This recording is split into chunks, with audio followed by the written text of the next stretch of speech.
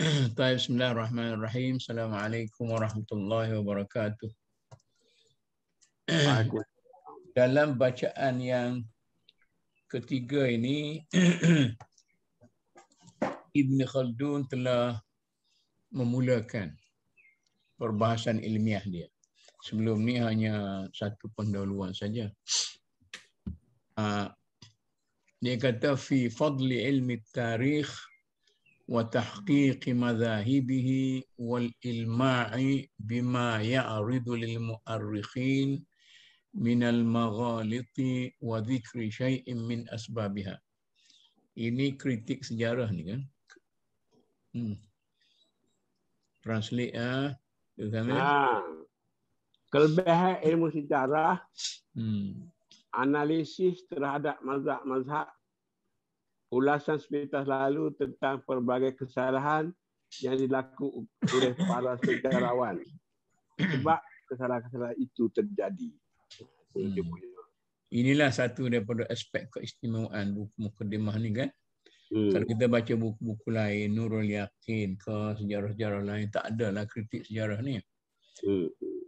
I'lam anna fanna tarikh fannun azizul madhab, jammul fawaid, syariful ghayati, idh huwa yuqifuna ala ahwalil madin minal umami fi akhlafihim wal anbiya'i fi siyarihim wal muluki fi duwalihim wa siyasatihim hatta tatimma fa'idatul iqtida'i fi dhalika liman yarumuhu fi ahwalid dini wad dunya fahuwa muhtajun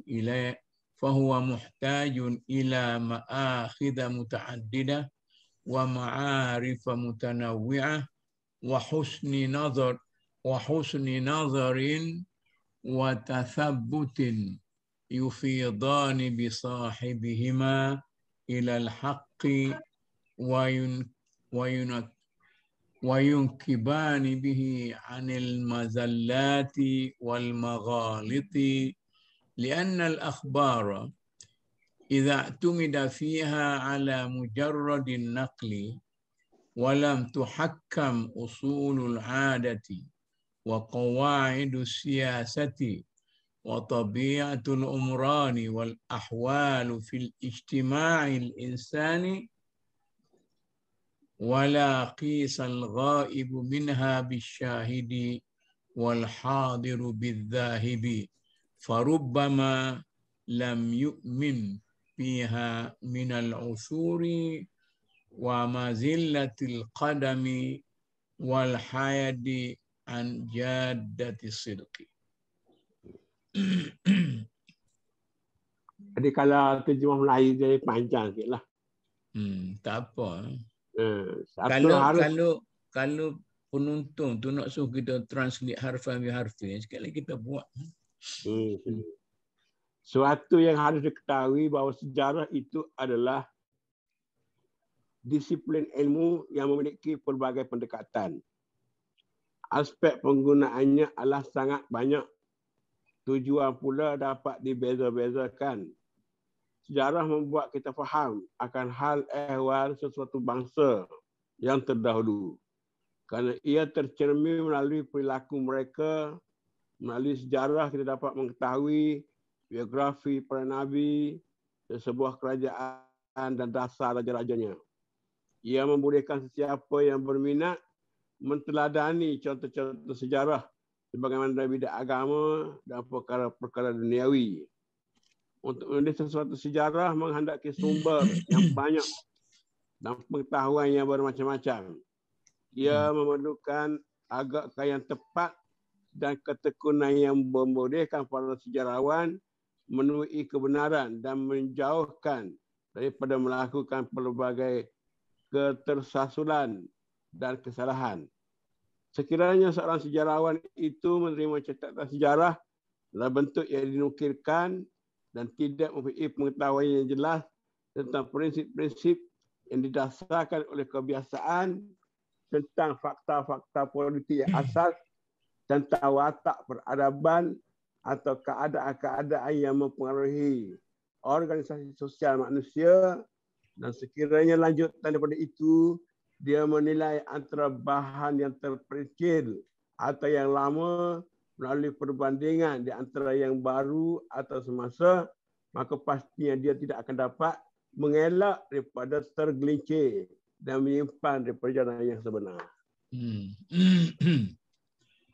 وكثيرا ما وقع للمؤرخين والمفسرين وأئمة النقل من المغالط في الحكايات والوقائع لاعتمادهم فيها على مجرد النقل غثا أو سمينا ولم يعرضوها على أصولها ولا قاسوها بأشباهها ولا سبروها بمعيار الحكمة والوقوف على طبائع الكائنات وتحكيم النظر والبصيرة في الأخبار فضلوا عن الحق وتاهوا في بيداء الوهم والغلط ولا سيما في إحصاء الأعداد من الأموال والعساكر إذا عرضت في الحكايات إذن هي مظنة الكذب ومطية الهذر ولا بد من ردها إلى الأصول وعرضها على القواعد وهذا كما نقل المسعودي وكثير من المؤرخين في جيوش بني إسرائيل بأن موسى عليه السلام أحصاهم في التيه بعد أن أجاز من يطيق حمل السلاح خاصة من ابن 20 فما فوقها فكانوا 600,000 أو يزيدون ويذهل في ذلك عن تقدير مصر والشام واتساعها لمثل هذا العدد من الجيوش لكل مملكة من الممالك حصة من الحامية تتسع لها وتقوم بوظائفها وتضيق عما فوقها تشهد بذلك العوائد المعروفة والأحوال المألوفة. Itu kritik dia. Ramai ahli sejarah, tafsir dan ulama terkenal telah melakukan kesalahan ketika menyampaikan hikayat-hikayat dan peristiwa-peristiwa.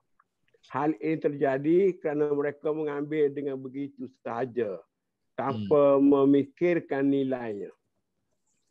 Mereka tidak memeriksa prinsip-prinsip yang berlaku pada situasi historis, juga tidak memperbandingkan dengan bahan-bahan yang serupa. Mereka juga tidak menyelidik menurut ukuran falsafah dengan bantuan pengetahuan tentang watak alam semesta atau perenungan dan dengan pengetahuan yang mendalam tentang peristiwa-peristiwa sejarah itu. Oleh itu mereka menyimpan dari kebenaran dan mendapati diri mereka sesat di tengah kewahaman satu kesalahan yang melulu. Hal ini khususnya terjadi di waktu menghitung jumlah harta dan tentera sebagaimana dikemukakan dalam cerita-cerita hikayat.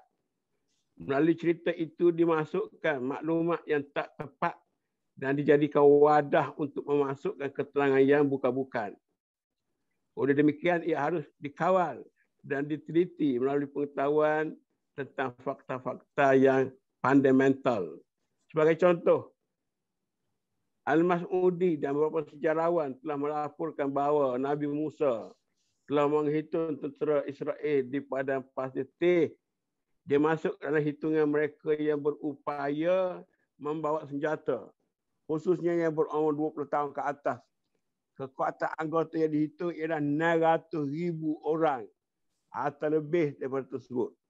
Dalam hal ini dia lupa untuk memastikan apakah Mesir dan Syria berupaya mempunyai kekuatan tentera sebanyak itu. Tiap-tiap kerajaan akan mempunyai jumlah tentera yang setara dengan wilayah yang dapat dipertahankan dan disokonnya. Tak lebih daripada itu. Fakta ini terbukti oleh kebiasaan yang berlaku dan keadaan yang sudah dikenal. Tengok dia membuat analisis berasas kepada data kenyataan hidup. Ya, ya. ثم إن مثل هذه الجيوش البالغة إلى مثل هذا العدد يعد أن يقع بينها زحف يبعد أن يقع بينها زحف أو قتال لضيق ساحة الأرض عنها وبعدها إذا اصطفت عن مدى البصر مرتين أو ثلاثا أو أزيد فكيف يقتتل هذان الفريقان أو تكون غلبة أحد الصفين وشيء من جوانبه لا يشعر بالجانب الآخر والحاضر يشهد لذلك فالماضي أشبه بالآتي من الماء بالماء. Ini lagi kritik berasaskan kepada logik. Ya. Ya. Suatu yang harus disedari jumlah tentera sebanyak itu. Dia kata ke ibu dia akan menyulitkan pergerakan atau membuatkan serangan sebagai satu ketumbukan. Sebabnya ialah luas sesuatu kawasan itu akan menyulitkan pergerakan. Jika berada dalam kedudukan tempur, dia akan meluas menjadi 2, 3 atau lebih daripada apa yang boleh dipandang. Berada dalam situasi demikian, bagaimana mungkin kedua-dua pasukan itu dapat bertempur atau pasukan tempur medan dapat menguasai kedudukan lawan sekiranya salah satu sayap tempur itu tidak mengetahui apa yang terjadi di rusuk yang lain. Situasi pada hari ini membuktikan kesahihan kenyataan tersebut. Masa silam itu adalah menyerupai masa hadapan, melebihi daripada setitik air dan seterusnya. Kritik lagi tu, so kita bahas semula. Ini cerita lain pun. Walaqad kana malikul fursi wa daulatuhum a'zama min mulki bani Israel bikathir. Ini ada kait juga lah. Yashhadu lidzalika ma kana min ghalabi yuhtas ma kana min ghalbi bukhtassara lahum waltihamihi biladahum واستيلائه على أمرهم وتخريب بيت المقدس قاعدة ملتهم وسلطانهم وهو من بعض عمال مملكة فارس يقال إنه كان مرزبان المغرب من تخومها وكانت ممالكهم بالعراقيين وخراسان وما وراء النهر والأبواب أوسع من ممالك بني إسرائيل بكثير ومع ذلك لم تبلغ جيوش الفرس قط مثل هذا العدد ولا قريبا منه وأعظم ما كانت جموعهم بالقادسية 120,000 كلهم متبوع على ما نقله سيف قال وكانوا في أتباعهم أكثر من 200,000 وعن عائشة والزهري أن جموع رستم اللذين ذهب بهم أن جموع رستم الذين زحف بهم لسعد بالقادسية إنما كانوا 60,000 كلهم matbu'un. Ini kalau kita ingat terang tentang perang Qadisiyah antara Rastum dengan Sa'ad Ibn Abi Waqqas. Jadi contoh yang kedua ni sebut kerajaan Parsi jauh lebih besar daripada kerajaan Bani Israel. Fakta tersebut dibuktikan melalui kemenangan Nebukadnezar mengalahkan tentera Israel. Dia berjaya menawan seluruh daerah mereka dan menguasai. Dia menghancurkan Baitul Maqdis, pusat agama dan ibu negaranya. Dan Nebukadnezar adalah salah seorang pegawai di daerah Pars. Diriwayatkan bahawa dia merupakan gubernur bahagian sempadan sebelah barat wilayah Parsi yang meliputi dua kerajaan Iraq, Khurasan, Transylvania dan kawasan Durban di Laut Caspian. Jauh lebih luas daripada jajahan Bani Israel. Anehnya jumlah tentera Parsi tak sampai sebanyak itu. Atau tak pula mencapai jumlah tersebut. Jumlah tentera Parsi yang bertempur di medan Qadisiyah 120,000 anggota. Semuanya mempunyai pembantu. Hal ini disebutkan oleh Saif yang menyatakan bahawa tentera tersebut termasuk tukang masak dan lain-lain menjadikan lebih daripada 200,000. Sebagaimana yang dikisahkan oleh Aisyah dan Az-Zuhri, jumlah tentera Rustum yang menjadi satu pasukan menyerang Sa'ad di Al-Qadisiyah hanya lebih 60,000 orang dan semuanya mempunyai pembantu. Itu kritik lagi tu.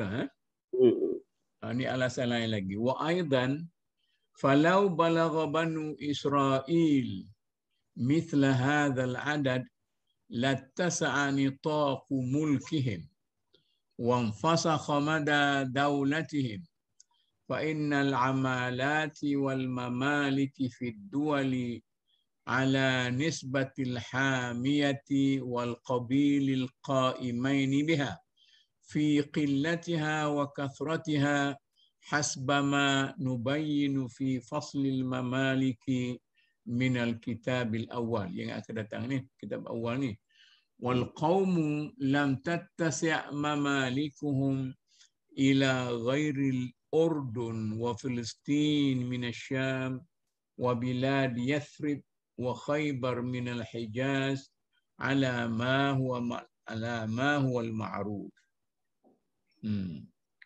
Jadi sekiranya Bani Israel mencapai jumlah sebesar itu, pastinya daerah di bawah pemerintahan mereka akan menjadi lebih luas. Kerana saiz unit pentadbiran yang takluk di bawah sesuatu kerajaan bersebanding dengan kekuatan tenteranya dan kabilah-kabilah yang mendukung kerajaan tersebut. Hal ini kami terangkan dalam buku pertama mengenai kerajaan-kerajaan. Sebagaimana kita ketahui, wilayah kerajaan Bani Israel tidak lebih luas dari wilayah Jordan dan Palestin di Syria dan wilayah Madinah dan Khaybar di Hijaz. Wa aidan, ini alasan yang seterusnya. Falladhi baina Musa wa Israel innama huwa arba'atu aba'in ala ma dzakarahu al-muhaqqaqun. Ini alasan demografi pula ni. Fa innahu Musa bin Imran ibn Yashar ibn Qahat bi fathil ha'i wa kasriha ibn Lawi bi kasril waw wa fathiha ibn Yaqub wa huwa Israilullah hakadha nasabuhu fit Taurah.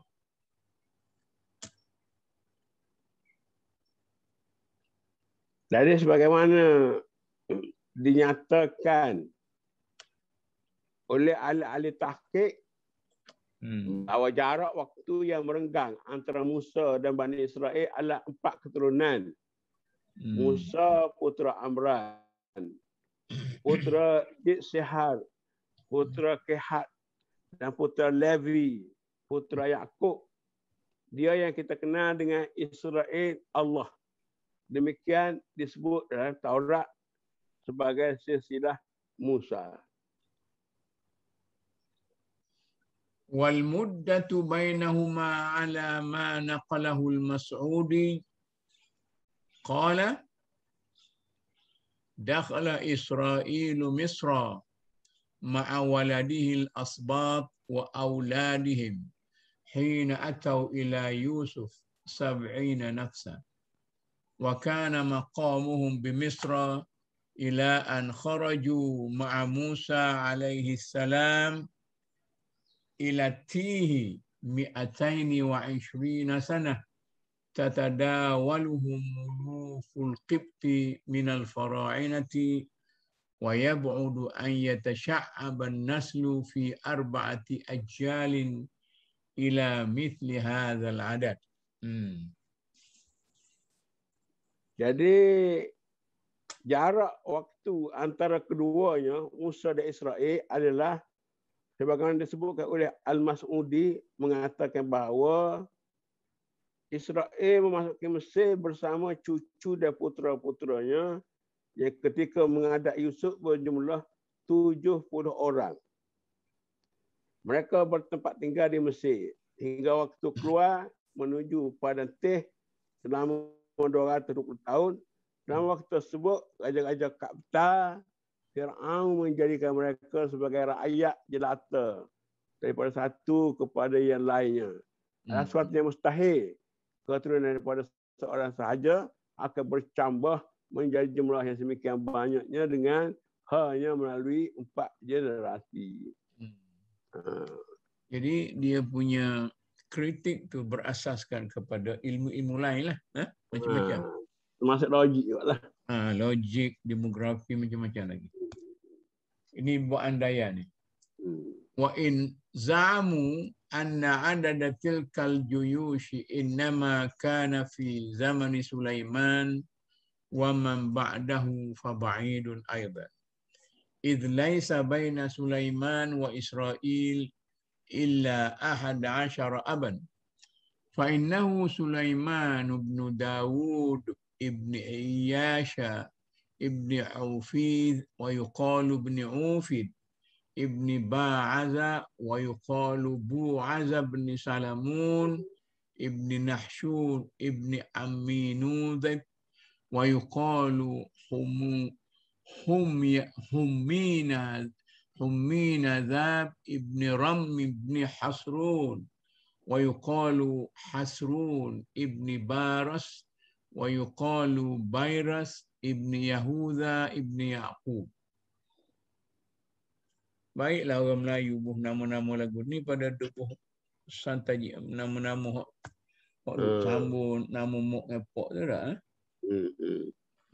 Sejarawan beranggapan jumlah tentera itu adalah yang hidup di masa Nabi Sulaiman dan para pengganti sesudahnya. Sekali lagi ia tak mungkin dapat diterima sebab antara Sulaiman dan Israel hanya dibatasi oleh 11 generasi. Iaitu Sulaiman, putera Daud, putera Isaiah, putera Ufidah. Ada yang mengatakan Ufidah. Putera Ba'za, ada yang mengatakan Bu'aza, putera Salamon, putera Nahshun, putera Aminuzab, ada yang mengatakan Haminazah, putera Ramah, putera Hashrun, ada yang berpendapat Hasrun, putera Baras, ada yang menyebutnya Bayras, putera Yahuza, putera Yaqub. Melalui seorang dan 11 generasi itu dirasakan tidak mungkin mencapai jumlah yang begitu banyak sebagaimana dianggap oleh Al-Mas'udi. Dia kuat benar dia memusuhi Mas'udi ni kan.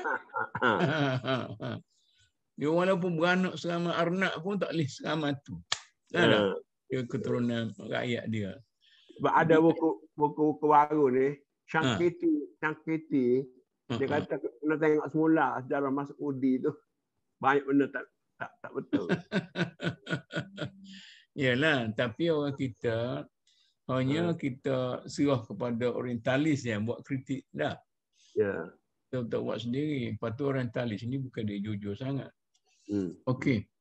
Wala yatasha'ab, ini sambung dengan tadi ni.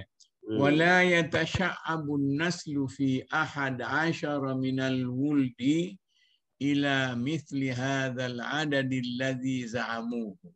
Okey. Allahumma. Dalam bahasa Arab ni Allahumma tu kecualilah gitu menunjukkan remeh. Allahumma ilal mi'ataini wal alafi farubbama yakunu. Wa amma an yatajawaza ila ma ba'dahuma min uqudil a'dadi faba'idun.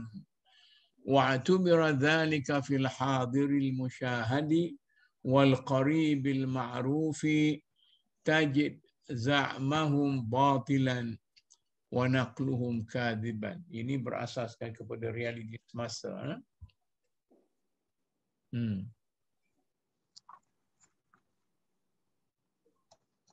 Jadi sejarawan beranggapan jumlah tentera itu adalah yang hidup di masa Nabi Sulaiman dan para pengganti sesudahnya. Lagi-lagi ia tidak dapat mungkin diterima. Sebab antara Sulaiman dan Israel hanya dibatasi oleh 11 generasi. Iaitu Sulaiman yang ada baca tadi dah. Melalui tidak mencapai jumlah tersebut sebagaimana dianggap oleh Al-Mas'udi, sebab suatu yang mungkin ialah mencapai ratusan atau ribuan orang sahaja. Hal semikian kerap terjadi, tetapi peningkatan melebihi jumlah itu ke angka yang tertinggi adalah tidak mungkin sama sekali. Perbandingan dengan apa yang dapat disaksikan pada hari ini dan fakta yang boleh dipercayai membuktikan bahawa andaian dalam itu sebagai suatu yang tidak benar. Suatu pernyataan pasti di mana Israel menyebut bahawa والذي ثبت في الإسرائيليات أن جنود سليمان كانت 12,000 خاصة وأن مقرباته كانت 1,400 فرس مرتبطة على أبوابه. هذا هو الصحيح من أخبارهم، ولا يلتفت إلى خرافات العامة منهم. وفي أيام سليمان عليه السلام وملكه كان عنفوان دولتهم واتساع ملكهم. Jadi pernyataan Israeliat menyebut bahawa tentera Sulaiman hanya berjumlah 12,000. Dan kudanya 1,400 ekor. Bagaimana ditambahkan di istananya. Maklumat tersebut boleh diterima sebagai benar. Maklumat daripada sumber yang tidak harus dipercayai bagaimana berlaku di kalangan umum tak wajar diberikan perhatian. Di masa pemerintahan dan kerajaan Sulaiman, negara Bani Israel menunjukkan kemajuan dan kerajaan mereka bertambah luas. Ini kalau nak kritik dia boleh ni. Dia menerima Israeliat sebagai asas. Nah, orang-orang kita ni tak sebenar Israeliat ni. Ini Israeliat, ini Israeliat. Benda-benda yang dicerita macam hadis-hadis orang Israel lah. Tapi Ibn Khaldun menerima ni daripada Israeliat. Dia cuba orang panggil membandingkan. Dia kata apa yang ada dari Israeliat tu nampaknya lebih sah. Hadza wa qad najidul kaffata min ahli al-asri. Ini kesimpulan dia lah. إذا أفاضوا في الحديث عن عساكر الدول التي لعهدهم أو قريبا منه وتفاوضوا في الأخبار عن جيوش المسلمين أو النصارى أو أخذوا في إحصاء أموال الجبايات وخراج السلطان ونفقات المترفين وبضائع الأغنياء الموسرين توغلوا في العدد وتجاوزوا حدود العوائد وطاوعوا وساوس الإغراب فإذا استكشف أصحاب الدواوين عن أساكرهم واستنبطت العوائد وطاوعوا وساوس الإغراب فإذا استكشف أصحاب الدواوين عن أساكرهم واستنبطت أحوال أهل الثروة في بضائعهم وفوائدهم واستجلبت عوائد المترفين في نفقاتهم لم تجد معشار ما يعدونه وما ذلك إلا لولوع النفس بالغرائب وسهولة التجاوز على اللسان والغفلة على المتعقب والمتنقل حتى لا يحاسب نفسه على خطأ ولا عمد ولا يطالبها في الخبر بتوسط ولا عدالة ولا يرجعها إلى بحث وتفتيش فيرسل عنانه ويسيم مراتع الكذب لسانه ويتخذ بآيات الله هزوا ويشتري لهو الحديث ليضل عن سبيل الله لقمان وحسبك بها صفقة خاسرة.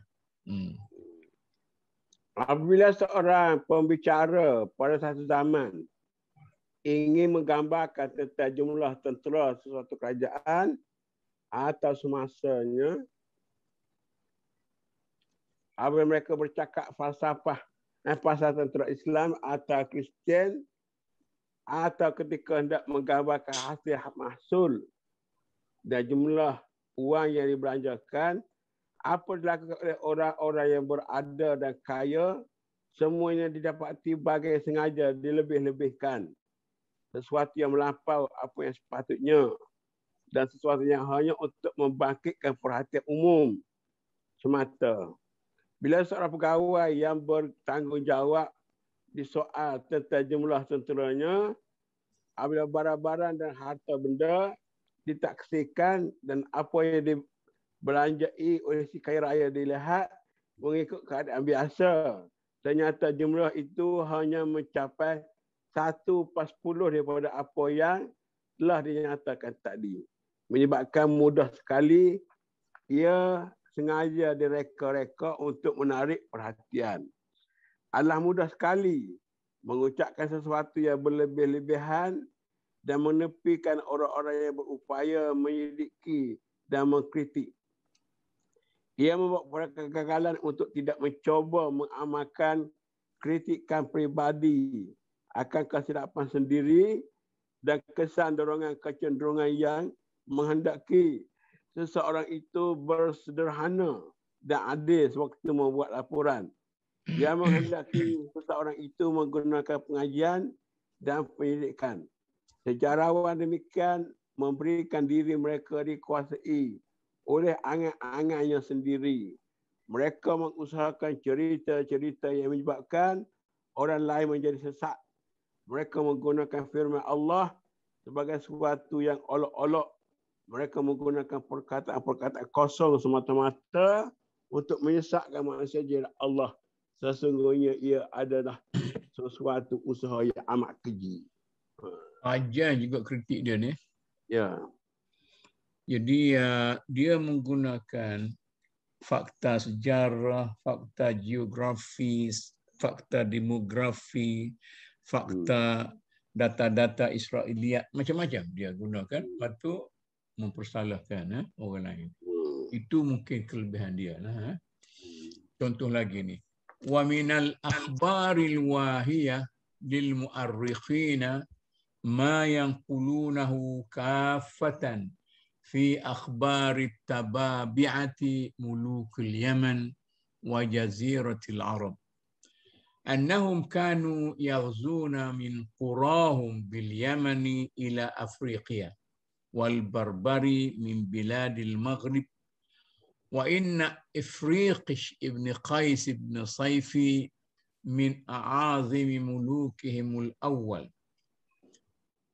Wa kana li ahdi Musa alaihi salam aw qablahu biqalilin ghaza Afriqiya wa athkhana fil barbari wa annahu alladhi sammahum bihadzal ism hina sami'a ratanatihim wa qala ma hadhihi al-barbara fa ukhidha hadzal ism anhu wa du'u bihi min hina idzin.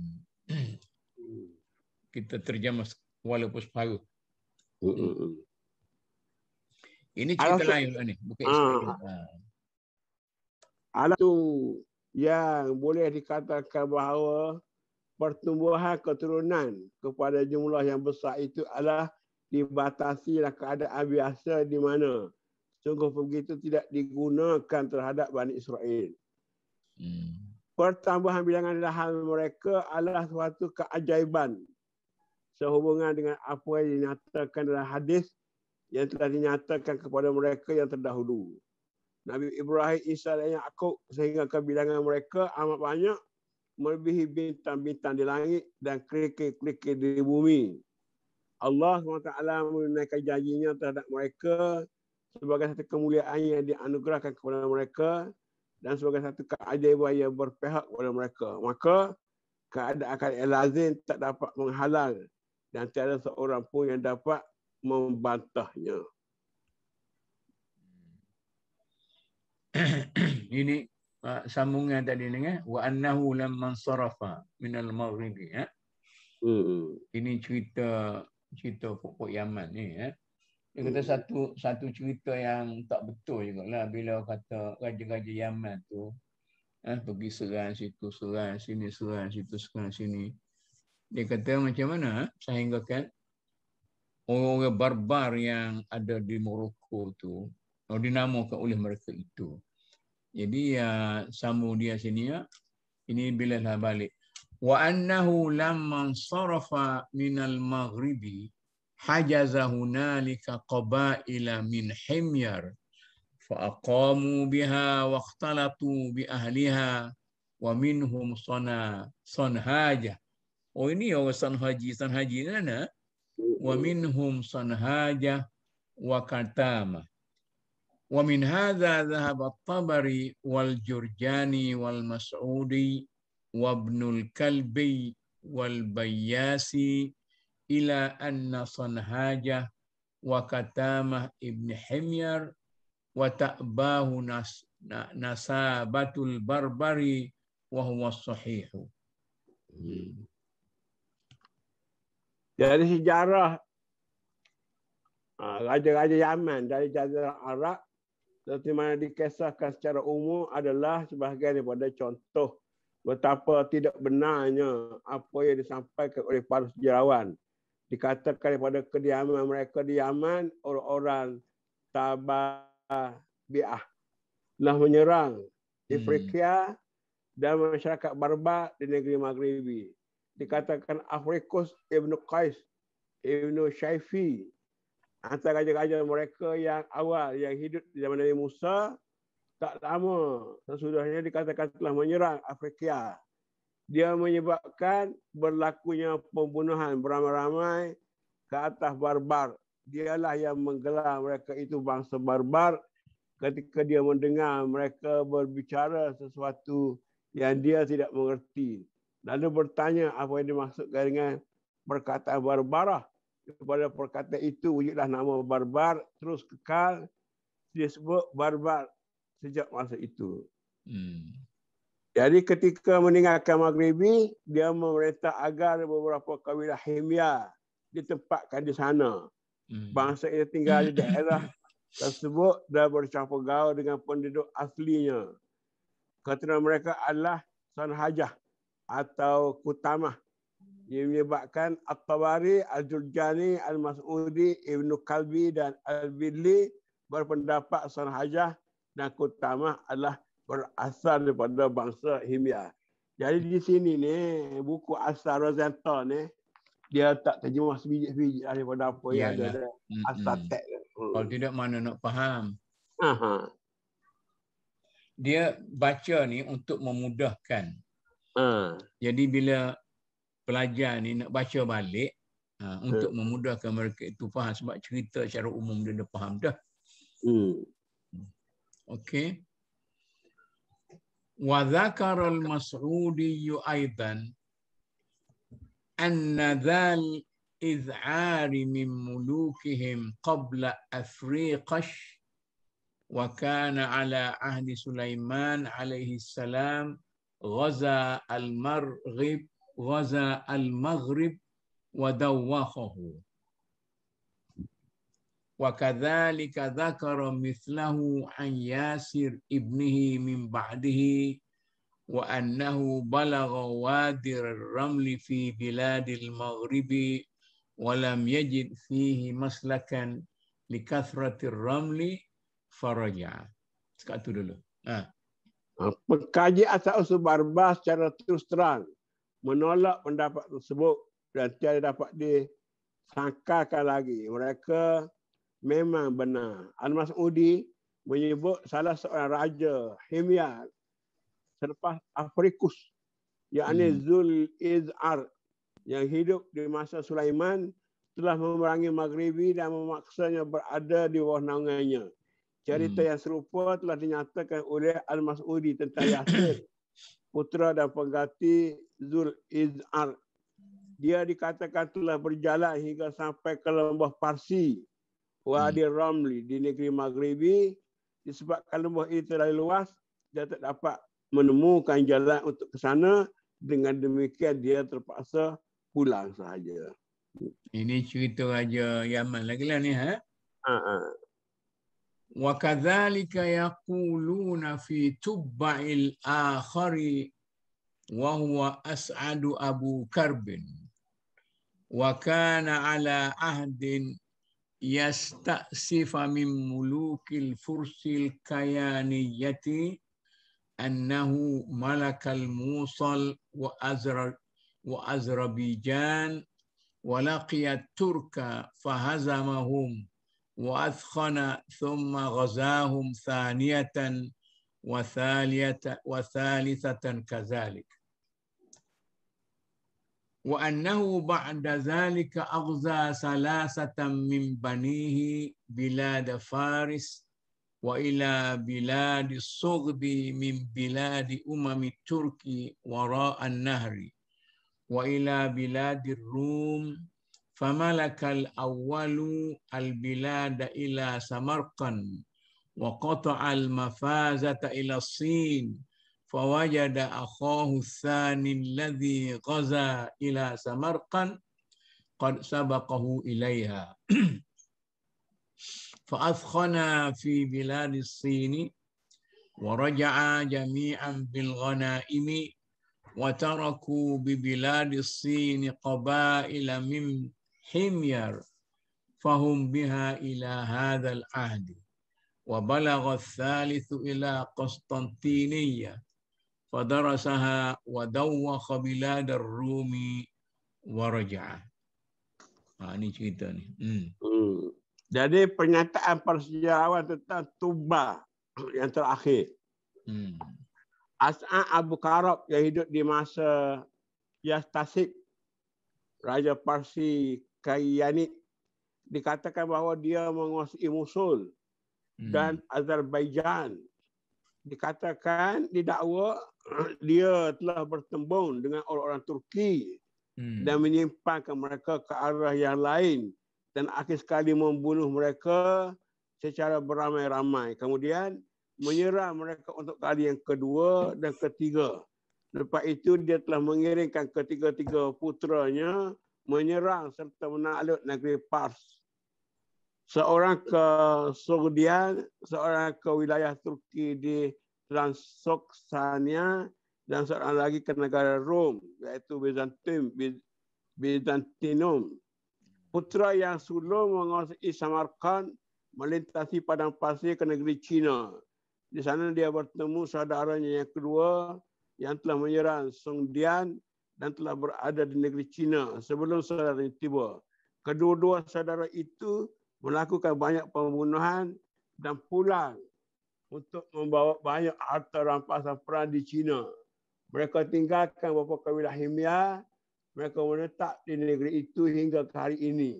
Mereka dan saudara mereka yang ketiga sampai di Konstantinopel, dia telah mengepung dan memaksa Raja Rom tunduk di bawah kekuasaannya. Kemudian dia pun pulang. Jadi itu fakta lah. Ini nak kesimpulan lah. Kemudian ni ulasan dia.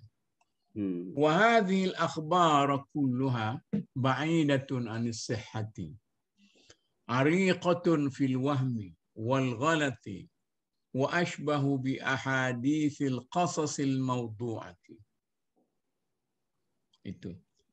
وذلك أن ملك التابعة إنما كان بجزيرة العرب وقرارهم وكرسيهم بصنعاء اليمن وجزيرة العرب يحيط بها البحر من 3 جهاتها فبحر الهند من الجنوب وبحر فارس الهابط منه إلى البصرة من المشرق وبحر السويس الهابط منه إلى السويس من أعمال مصر من جهة المغرب كما تراه في مصور الجغرافية فلا يجد السالكون من اليمن إلى المغرب طريقا غير السويس والمسلك هناك ما بين بحر السويس والبحر الشامي قدر مرحلتين فما دونهما ويبعد أن يمر بهذا المسلك ملك عظيم من عساكر موفورة من غير أن تصير من أعماله وهذا ممتنع في العادة وكان بتلك الأعمال العمالقة وكنعام بالشام والقبط بمصر ثم ملك العمالقة مصر وملك بنو إسرائيل الشام ولم ينقل قط أن التابعة حاربوا أحدا من هؤلاء الأمم ولا ملكوا شيئا من تلك الأعمال. Ini dia menggunakan sejarah perbandingan. Dari kesemua maklumat jauh daripada kebenaran.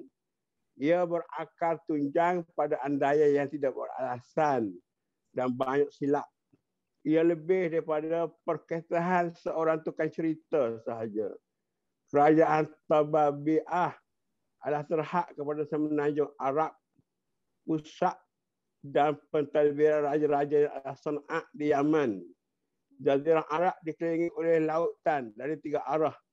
Laut Hindi di bahagian selatan, Teluk Parsi membujur dari Laut Hindi ke Basrah di arah timur dan Laut Merah yang membujur dari Laut Hindi ke Suez di Mesir dan di sebelah barat. Keadaan tersebut dapat dilihat dalam peta. Tak ada jalan lain dari Yaman ke Maghribi. Mereka melalui Suez. Jarak antara Laut Suez, Laut Merah dengan Laut Syam, Laut Tengah adalah 2 hari perjalanan atau kurang daripada itu. Dan jarak yang demikian jauhnya itu tidak mungkin dapat dilalui oleh seorang raja yang agung dengan jumlah tentera yang begitu ramai kecuali dia telah menguasai wilayah tersebut. Rupa-rupanya nama Suez ni nama awal lama dah. Tidak ke nama baru. Ini satu alasan lagi. Wa aidan fashuqqatu min al-bahri ila al-maghribi ba'idatun. Wal azwiratu wal azwidatu wal ulufatu lil asakiri kabiratun. فإذا ساروا في غير أعمالهم احتاجوا إلى انتهاب الزرع والنعم وانتهاب البلاد فيما يمرون عليه ولا يكفي ذلك للأزودة وللعلوفة عادة وإن نقلوا كفايتهم من ذلك من أعمالهم فلا تفي لهم الرواحل بنقله فلا بد وأن يمروا في طريقهم من كلها بأعمال قد ملكوها ودوخوها لتكون الميزة منها وإن قلنا إن تلك العساكر تمر بهؤلاء الأمم من غير أن تهيجهم فتحصل لهم الميزة بالمسالمة فذلك أبعد وأشد امتناعا فدل على أن هذه الأخبار واهية أو موضوعة.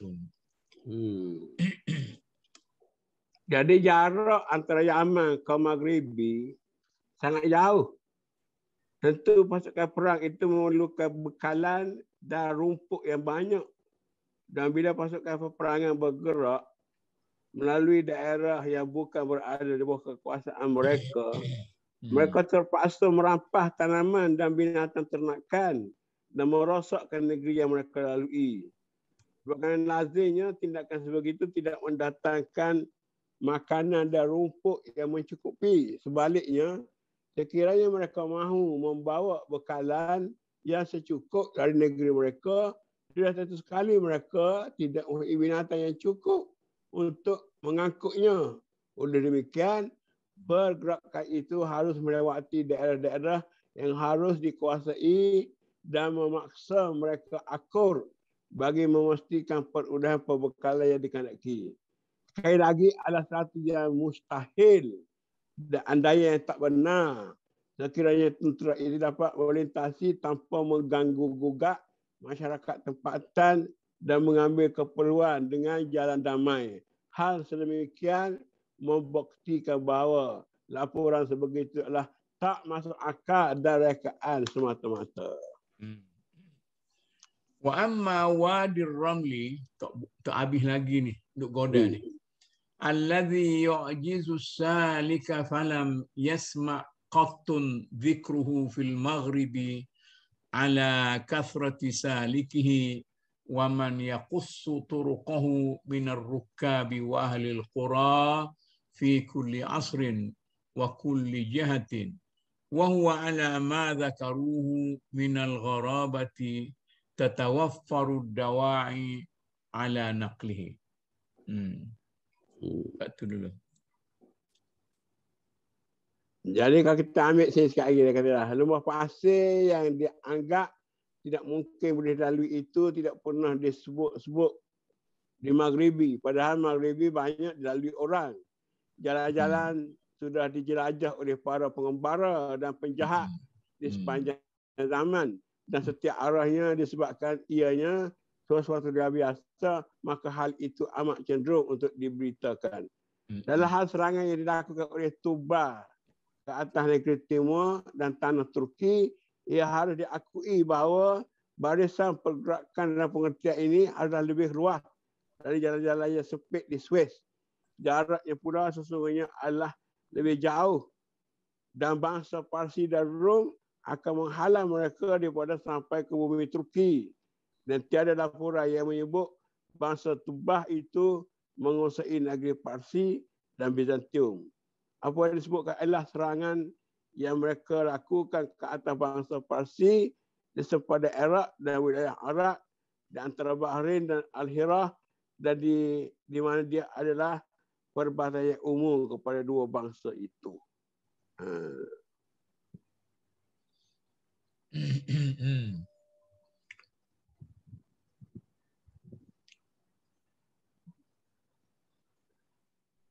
وأما غزوهم بلاد الشرق وأرض الترك وإن كان طريقه أوسع من مسالك السويس إلا أن الشقة هنا أبعد وأمم فارس والروم معترضون فيها دون الترك ولم ينقل قط أن التبابعة ملكوا بلاد فارس ولا بلاد الروم wa innama kanu yuharibuna ahla Faris ala hududi biladil Iraq wa ma bainal bahraini warhira wal jizati baina Jadla wal Furat wa ma bainahuma min al-a'mali wa qad waqa'a dhalika baina dhil idh'ari minhum wa Kaikawus min mulukil Kayyanati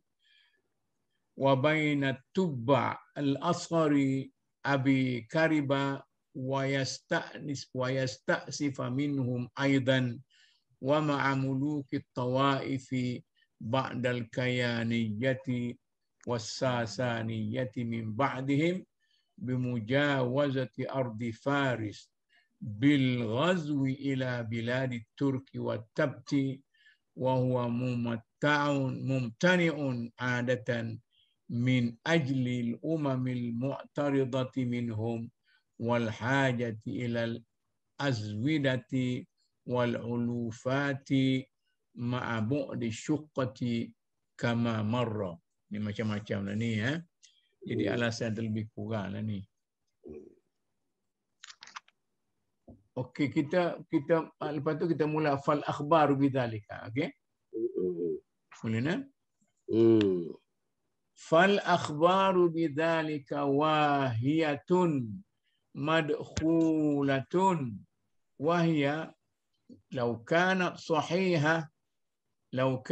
sahihatan naqli lakana dhalika qadihan fiha fa kaifa wahya lam tunqal min wajhin sahih. Wa qawl ibn Ishaq fi khabar Yathrib wal Aus wal Khazraj innama tubba'an lil akhar sara ila al mashriqi mahmulan ala al iraqi wa bilad Faris wa amma bilad Turki wa Tubti fala yasihu ghazuhum ilaiha biwajhin lima taqarrar فلا تثقن بما يلقى إليك من ذلك وتأمل الأخبار وعرضها على القوانين الصحيحة يقع ذلك تمحيصا بأحسن وجه والله الهادي إلى الصواب.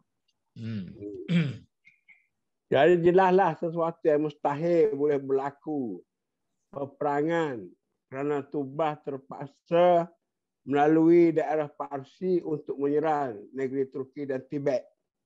Tentunya peperangan semacam itu tidak mungkin dapat dilakukan oleh bangsa Tubah kerana bangsa-bangsa lain akan menghalangi mereka daripada menembusi jalan ke Turki untuk meneruskan perjalanan.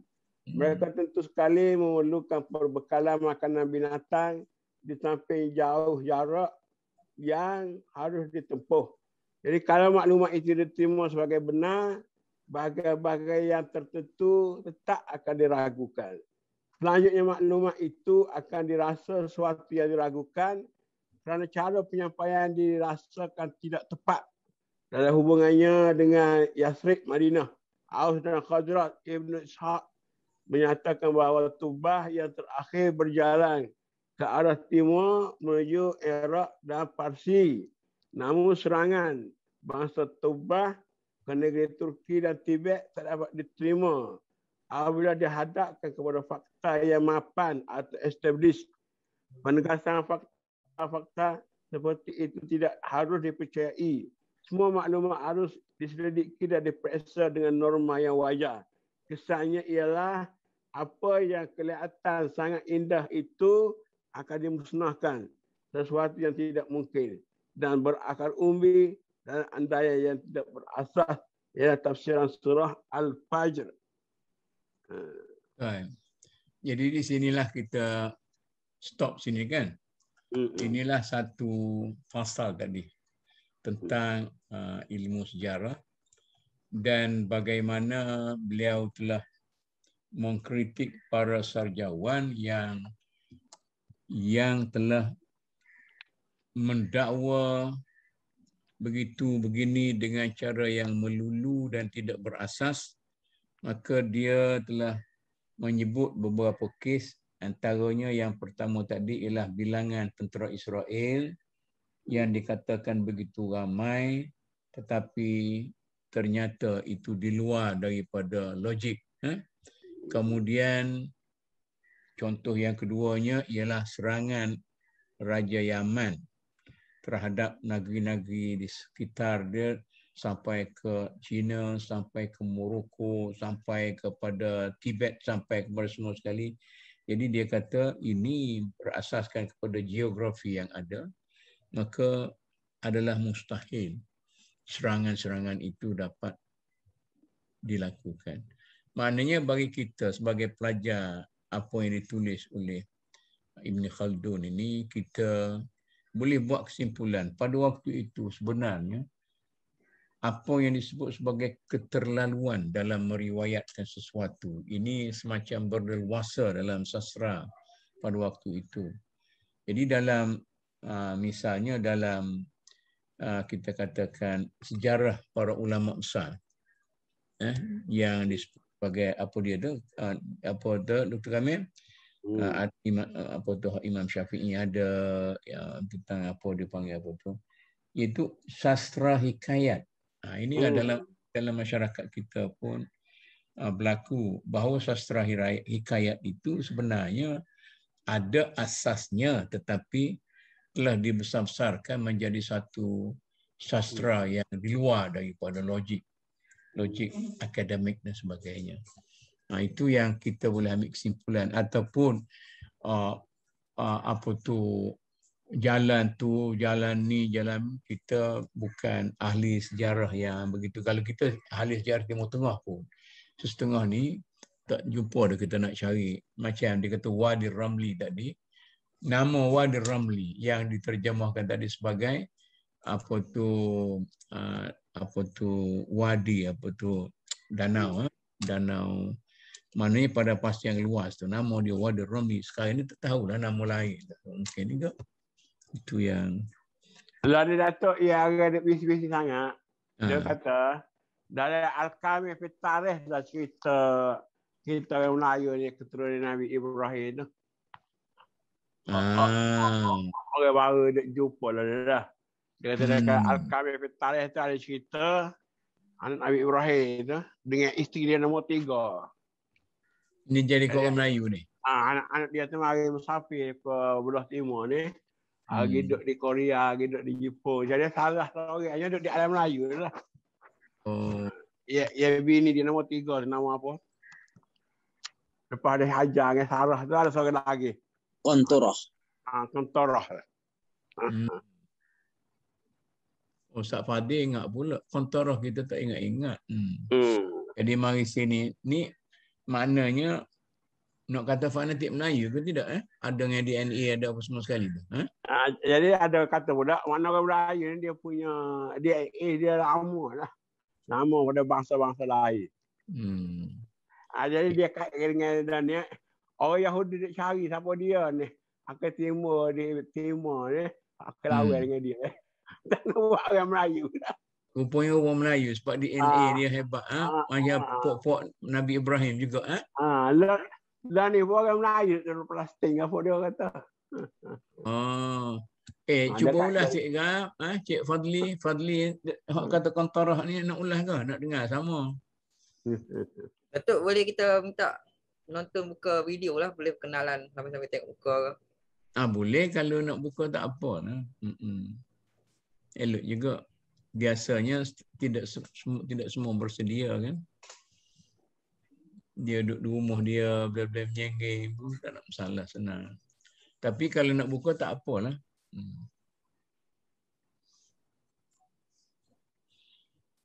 Okey, kita dah 1 jam ya. Nah, 1 jam. Jadi 1 jam ni insya-Allah lah kalau minggu depan ni mungkin dia makin lama makin berisi lah tu kan.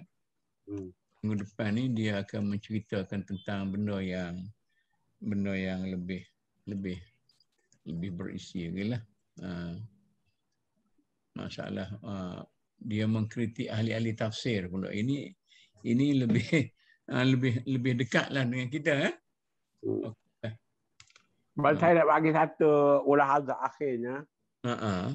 Syangkiti tu bila dia tulis tentang politik para sahabat.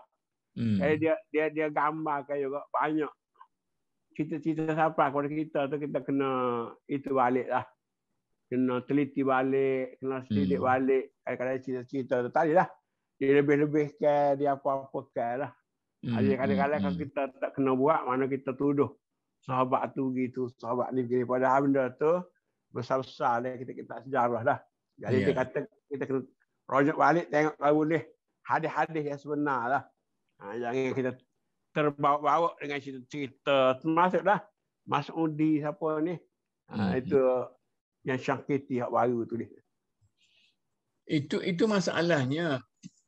Jadi macam mana ni? Kalau bila kita baca setakat ni, kita dapati seolah-olah Ibn Khaldun ni seorang yang sangat kritikal. Macam dia telah meruntuhkan tradisi yang begitu dihormati dalam sastra, sejarah. Jadi sejarah menjadi hikayat. Macam tu kan? Jadi macam apa tu kita panggil tabaqat. Macam dalam kitab tabaqat ni, mengikut orang baru ni, kita tak boleh terima kitab tabaqat tu. Misalnya dia cerita generasi kedua mencerita tentang generasi pertama dan diagung-agungkanlah. Guru dia begini. Jadi kalau kita nak kritik sebanyak mungkin pun takut tak adil juga. Takut jadi macam orientalis. Kalau kita tak kritik pun macam kita ni macam apa tu hikayat Melayu dalam hikayat Melayu tu macam-macam lah. Nabi bercukur lah, Ali kat Makiah lah, kadang-kadang benda-benda ya.